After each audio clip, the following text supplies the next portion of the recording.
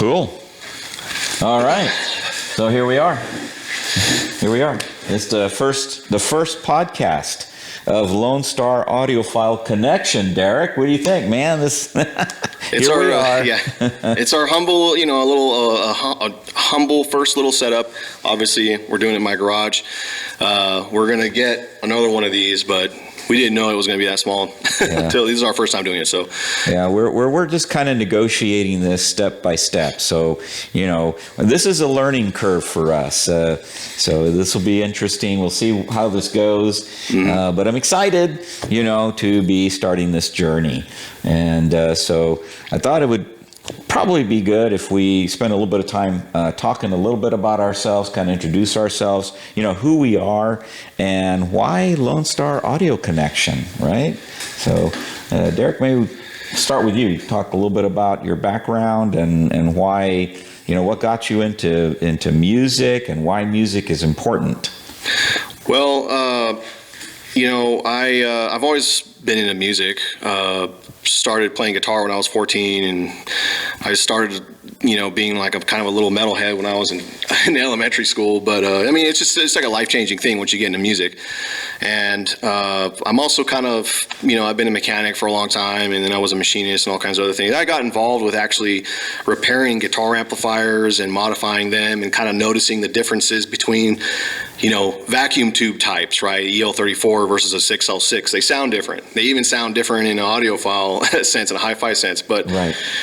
Ever since then, I've just kind of been more into, I started doing it like more often, and I got more into actually servicing and restoring like vintage hi-fi receivers, amplifiers, stuff like that, and it's just an amazing hobby. Hearing the differences, especially in vintage gear, mm-hmm. it's just and so I wanted to do a podcast, and I had talked about it for a long time, and a lot of stuff that we like to talk about, just fun topics, and it's just a fun thing, and we're just having fun, and that's something that we actually have in common. Aside from the fact that we're related, Derek is my nephew, but we're both musicians. So, like Derek, I play guitar. I'm more of an acoustic guy. I sing. I play harmonica. Most of the music I do, though, is church music. But I experiment a little bit, mostly with folk. But we have that background. But why music? I mean, it had to start somewhere. I mean, it is what it is. It evokes like this strong emotion, mm-hmm. That's what it is. And here's the thing is a lot of people say, well, audiophiles, they're more about listening to the gear than the music. Well, mm-hmm. not in this case, right? So music and the creativity and the way it makes you feel is number one. And then the gear is second to that, right? You got to like the music to listen to it. I'm not one of those guys that goes and listens to like humming tracks. I mean, sometimes I'll put one on, but not intentionally on purpose. But I'll just listen to music, and I like comparing tracks that I like. Didn't matter what the genre is. Could be metal, could be trance, could be an audiophile track, could be classical, orchestral. But yeah. So this is interesting because I'm thinking about that too. It's really, for me, it's about the music. And I was going to ask you this, but what was the first system or electronics that, you really could listen to music on? And I'll tell you, for me, this was a long time ago, back in the 60s. I was growing up, and there was a craze for the little transistor radios that were coming in from Japan. And so everybody wanted to have a little transistor radio, and my parents got me one. And what was the coolest thing about it is that, you could get the transistor radio, and you could dial it in, and you could listen to all these stations, and so that's how I started discovering music, and that brought me to the love of the popular music. So, I was listening to the Beatles when they were being broadcast for the first time.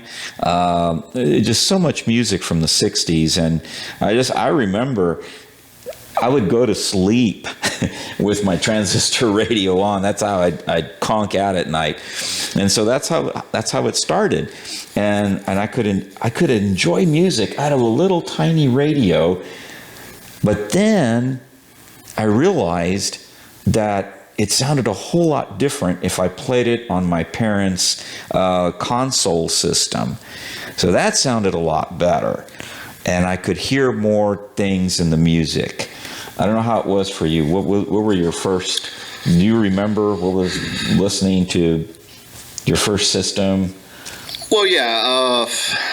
I mean, I've always loved music, but I didn't know it could sound that good until I got for fun, I just got a late '60s Pioneer SX34B, and I had, I had it unrestored, and I listened to it, and I was like, this sounds amazing. Then I restored it, and I was like, this sounds amazing. So for me, it was after I bought the Pioneer SX34B, which is like an 8-watt per channel tube receiver, and I heard it, and I had at the time RB612 clip speakers, I believe is what I was using to pair them with, and I was just like blown away. I was like, this is amazing. I've never heard anything like this, and that's how I got started on my journey. Was that Pioneer, that first piece of gear that I got. Wow. Yeah. And then, well, I should mention this too. For me, so it was, of course, the music was good, but it also created or helped me find friends that had, similar interests in the music that I liked. And so, we would share, our music, so, I learned about Frank Zappa, who was a new artist at the time back then. Listening to his music, Jethro Tull. The exciting thing about it is that, of course, some of these older groups are touring again, but I got to see some of these acts, when they were first starting out. So Jethro Tull, I mentioned, was one of them. The band Yes, King Crimson. So there was a whole bunch of them that I got to see. But it was, the friendships that I made and, similar interests. And then when I'd visit, I was fortunate because I had some friends that were a little bit older than me. And particularly this was just as I was getting ready to go into high school. And there was some friends of mine that were maybe 2 or 3 years ahead of me, and they had really nice systems at home, and so I could hear, the music, and I could appreciate it. I was fortunate enough, so my parents could buy me a little console, and I started out, I think it was a little Electro Voice, and eventually, I just felt like a need, an urge to just hear music more, hear it better. And that eventually led me to building my own loudspeakers. So back in the day, I found I could get a 12-inch Electro Voice coax with a little horn tweeter in the center. And so I built these monstrous speakers out of plywood. It was part of my architecture class that I took at the time, and I scaled everything out. I got a little saws to cut out the wood with, and I put them all together. I glued them the way it was recommended. I had a little speaker book that I bought that kind of gave me some different designs I could choose from, and I built those speakers. And so early on I was experimenting with having fun that way. I don't know if you ever built anything like that. I know you repair stuff, a lot of stuff. So in woodshop, I had the final, for the test, I guess the final exam for woodshop class in high school back in the mid 2000s.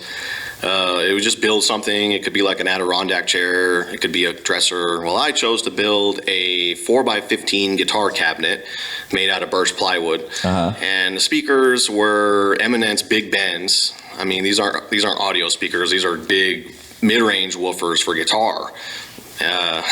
And boy, do they have mid-range, and they have a bunch of low end. A lot more low end than you would normally find, I think, in a guitar cabinet.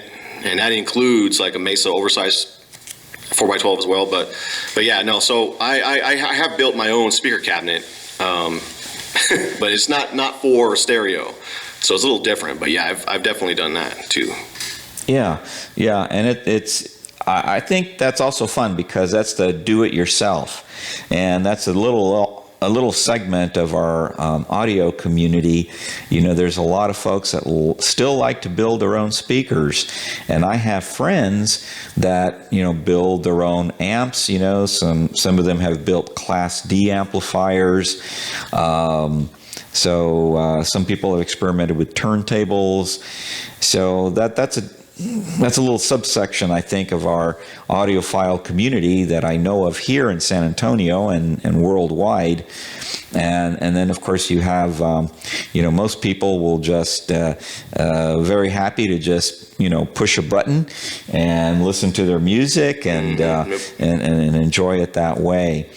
But for me, it was always about discovering new music and you know, there's always a fascination with that. And then, of course, you know, making it sound better. So, you know, and you're kind of finding that out right now in your audio journey.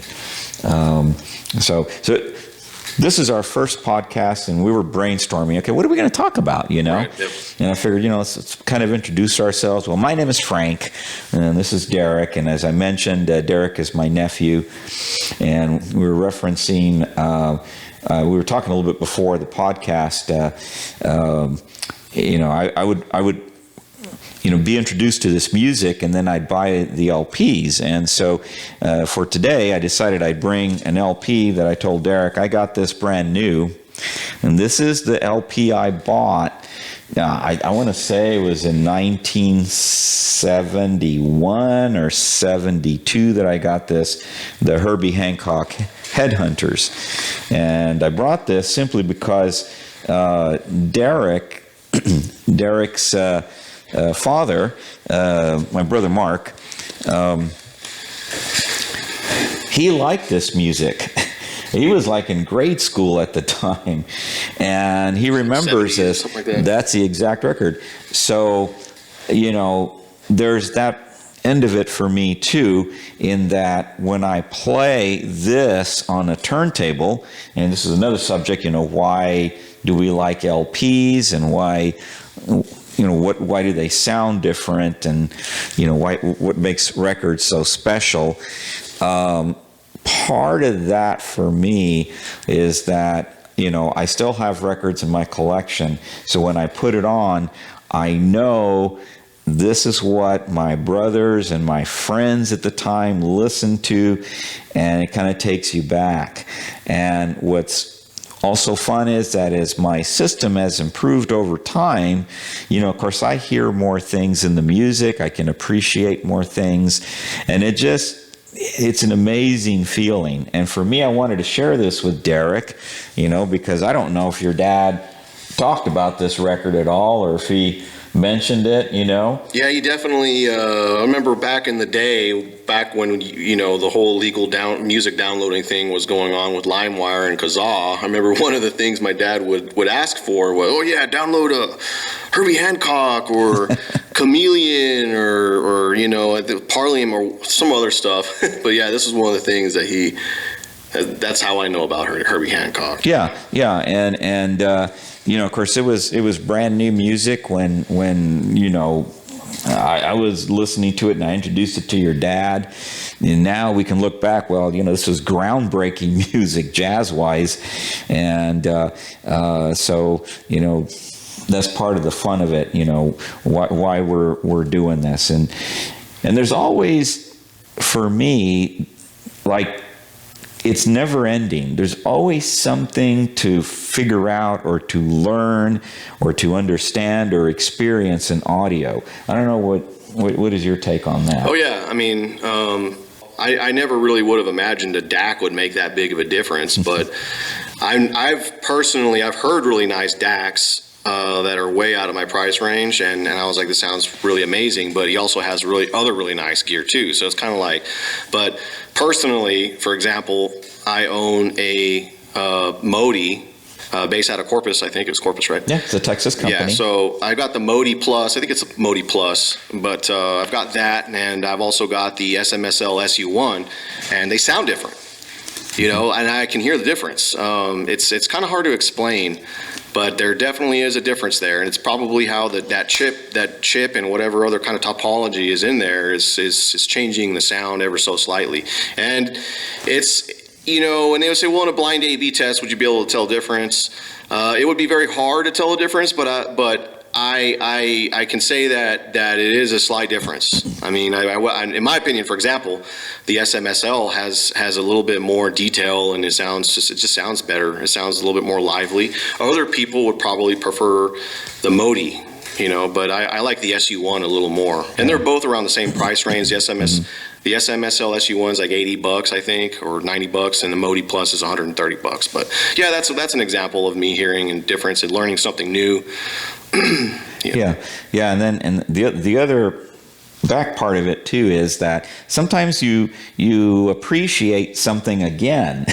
So in my case, this happened when Derek decided to pick up a pair of the Polk 10 speakers, which were his main speaker for a while, and I used to sell that speaker a long time ago. So not only was I a musician in the past, and of course I love music, and I love to buy the product, but I actually sold audio equipment for quite some time, and we used to sell the Polk Audio 10s, and so listening to that again, brought back memories, okay? And so one of the things that I think we want to bring out here in this podcast is that we're not, I think we want to appreciate the equipment for what it is, okay? We know, Derek mentioned, I've listened to DACs, they're way out of his price range, and, we've all done that. We've gone to audio shops, or maybe I visited some friends, and they have $30,000 speakers or more, $10,000 amplifiers, and for some folks, this is they can definitely do that kind of equipment, but not everybody can, and it's not necessary to have that level to really appreciate music. You can find it very enjoyable with good equipment at a lot lower price, and that might be something for one of our podcasts coming up. And, diminishing returns. Well, that, but also how maximizing what you can do. So everybody has their comfort zone and what they can afford, and what can you do to improve your experience? And again, you don't have to have the latest and the greatest. So I just wanted to kind of throw that out there because, obviously, both Derek and I have equipment of different ages, different types, and these will be also things that we want to talk about. Derek has mentioned the tube amps. Well, there's transistors, there's tubes, there's different types of transistor amps, different types of tubes, and so these are all things that make audio really fun and interesting to talk about. Absolutely. Yeah. Well, I guess we're just going to take a little break, and we'll get back. Let's see, we're back from our break. Yeah, back from a little break. We kind of want to keep things a little laid back. It's a nice day today, November the 1st here in San Antonio, and kind of nice weather. We're coming in. It's a change in the weather. So one of the things that I brought along with me today, and I brought probably more stuff than we can talk about, and I had mentioned the Herbie Hancock Headhunters, and because I love the music so much and I enjoy it, this is something I purchased recently, and it's a reissue that's done very well by the Analog Production Company. They're based out of Kansas City. And that's another interesting story for the fellow that's heading all that up. But they do a wonderful job, and so they have the original artwork, and it's put on. I think it's 200-gram vinyl on this one, because it's pretty heavy, and of course they've gone back and they've remastered it, and the way they've done it, they've done a lot of care. They went back to the original analog tapes, which is another subject we could probably talk about, but they've gone back to the original to get the truest sound that went down in the studio at the time. And so, I had to have this because it's one of my favorite records from a long time ago. And so this is another thing that, we can talk about as time goes by. But there's a lot of wonderful music that's being re-released, and how our, what might be our impressions of the original disc versus I didn't even know that was a thing. Yeah. I mean, look at this thing. That's pretty cool. Yeah, and so what they've done is, I haven't actually shared this with Derek yet, but wow, this is really interesting. Yeah, you can pull that out and take a look at it. Original master tapes. Yeah. Actually, I wonder if I can show that to the camera. Yeah. It's really cool. Yeah, it's a really great job that they did. You can see that, but it says original master tapes, quality record pressings, unmatched quality control, deluxe packaging. Yeah, so this is really nice. This is a little above average of vinyl that you would buy, I think, because I haven't seen that before. Yeah, this is as good as it gets. This is real, what I would call audiophile level. And the people that are involved with this, they're based out of, I believe it's Salina, Kansas. I'll double check that, but I believe that's correct. They're Analog Productions, and the fellow that heads this up is Chad Kasem. And he's an interesting guy that I met many, many years ago before he started doing this, remastering. But to make a long story short, what they've done is they've sourced some original, I guess the machines that make the records, the plating and everything, and they've gone back, they've had them redone by the most expert people possible in the industry, and then they go back and they remaster it as best as can be done.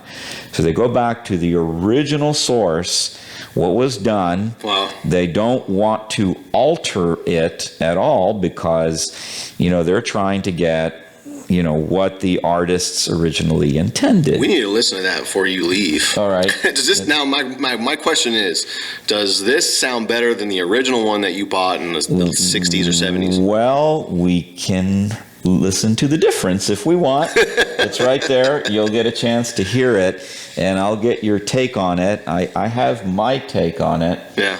But, the nice thing is that it's wonderful because if you like it, if you like vinyl, like this is what 40 years old or older, still sounds great, okay? But, there may be some things in your collection that, with age they get beaten up or they get lost. So at least you can recapture it. You can have a brand new one. And, here it states, this is better than before. So this is going to be another thing that maybe we can spend some time on the next podcast. And kind of discuss, okay, these are maybe some differences that we heard and what's going on with it. But I wanted to also share that with you because, our audience here, because it's not necessarily that the newest is the latest and the greatest. There's always that belief in technology that as you go forward, that you have improvements immediately, that everything is a lot better. And that might be a thing that we'll also talk about because, Perceived, maybe yes, maybe not. Perceived improvements. Yes, there you go. Yeah. So I think, and we find that in, of course, with this, but also in the equipment, which is something that Derek has found out in repairing a lot of things. So, yeah. Yeah, that's a whole other topic that we'll probably touch on. I mean, the topology and my view on vintage versus modern. It's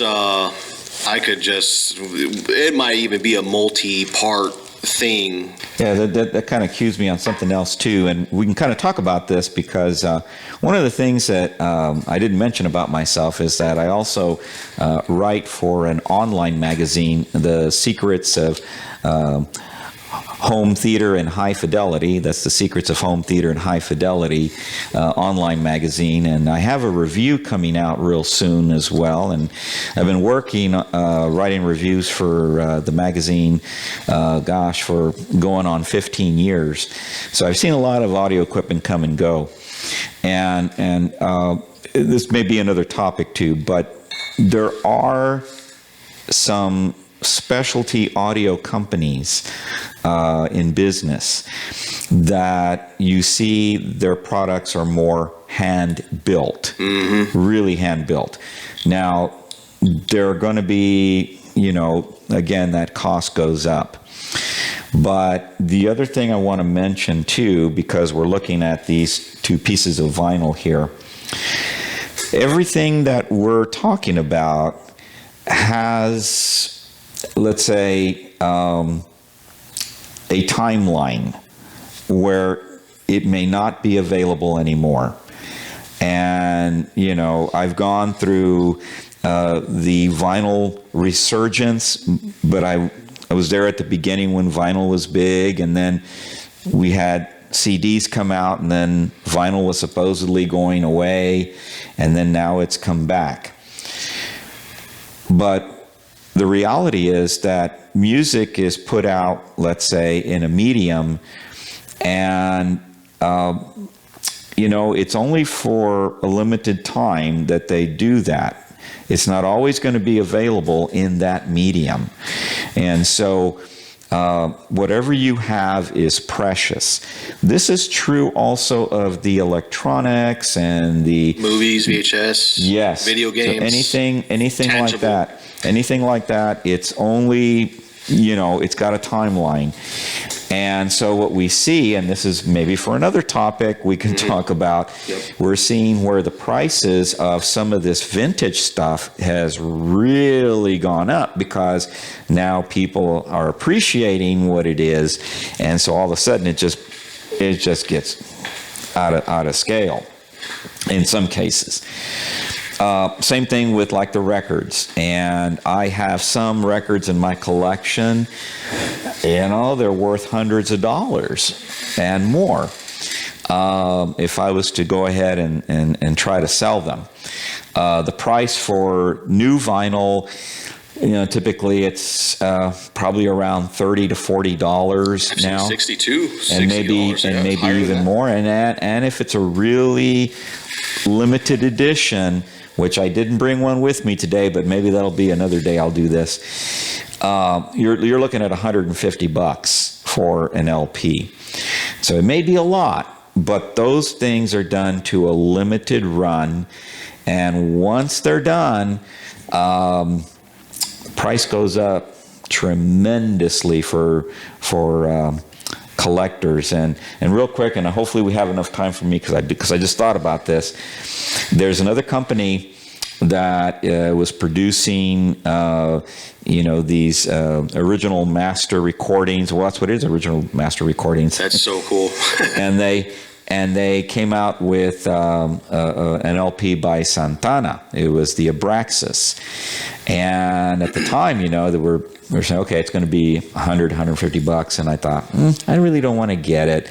I love that record. It's one of my favorites, but I chose to skip on it because there were some lesser expensive reissues that I could get. And they only made, I think it's 3,000 or 5,000 copies. And so then and they sold out fast. And then once they were gone, then people were now asking up to $1,000 for those. And it was one of those things where I'm like kicking myself in the head.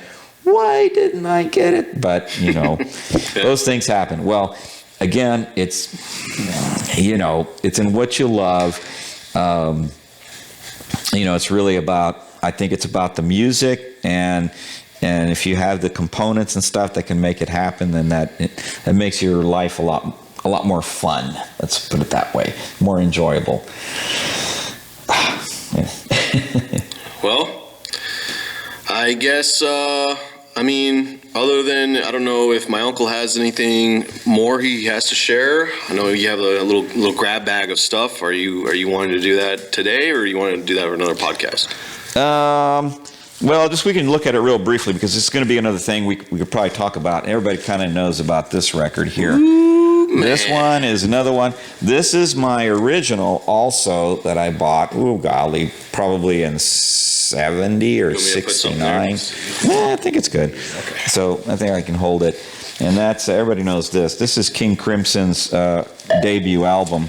And then this right here is the original master that they did, but this is not anytime current, not new. This was probably done, I'm going to say it was done in the 80s. I can go back and research that, but that came out. And so then, and I've got a lot of different copies of certain things. I'm a collector, and we're going to just let this fall here. And my loving wife got me this, which is upside down. Is it upside down? Yeah, I think so. It doesn't really matter. Yeah, it's black. Right. Yeah, it's black. This is a King Crimson 1969-1972 box edition, which we could spend some time talking about, because this is a reissue that they've gone back and they've done a marvelous job. Let's see here. We'll just pop this here. I haven't seen any of this stuff, by the way. So he has a lot of stuff. I still haven't made time to go and listen to his And look setup, at what, of course, this now is. I'm not sure if it's the ultimate so far, but it's pretty close to it. It's been remastered. It's redone. And is that the best? Is that you're saying that's the best sounding one? You think? We'll find out. Oh, we'll find out, but I think it is, but we can go into that in a different one, because there's some opinions I have on it. Okay. This one has been remastered. I believe Steven Wilson was involved in it. He's done a lot of the work on these classic. That's such records. a crazy looking out. Yeah. So anyway, so that's and I know that's another one that your dad really liked. Again, it's something that was on constant rotation, and we can talk about my system I had at the time, which I loved. Was it Acoustat? Was it the old Acoustat? We had some Acoustats at the time, electrostatic speakers, but it was even before then that I had my original, and always enjoy the music on this. And we can talk a little bit about that too, because this was an era of music that for a lot of people just was never been bettered. And again, for another episode, you have any more thoughts, Derek? Anything you want to share before we call it a day? Well, not really. I think this is a good pilot episode, a good segue into kind of what we're going to do, and we're going to cover some controversial topics. And I just want to say that they're fun topics. Oh yeah, they're fun topics. But you're ready. You're ready to go grab a beer, and then we'll start seeing what the difference is on records. It's gonna be real cool. It's gonna be real cool. We got to listen to this, Yeah, I'm on my new speakers, which I'll get into at another time. There'll be another time. Anyway, appreciate you guys tuning in, and hopefully we're gonna grab some barbecue. It's always good here in South Texas. Yeah, a couple of beers, and we're gonna chillax and listen to records. All right, y'all. Thanks for listening. Have a good one. Happy listening.